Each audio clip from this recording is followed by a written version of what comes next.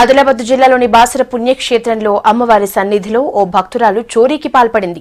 నవరాత్రి ఉత్సవాల్లో సరస్వతి దేవిని దర్శించుకోవడానికి భక్తులు భారీగా తరలివచ్చారు.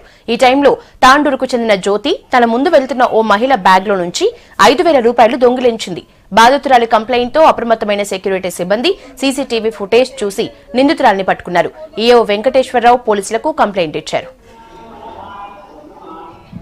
దర్శనానికి వచ్చిన భక్తురాలు ఆమె 5,000 రూపాయలు నాకు బ్యాగ్ నుంచి పోయినాయనంటే మాకు కంప్లైంట్ చేయడం జరిగింది.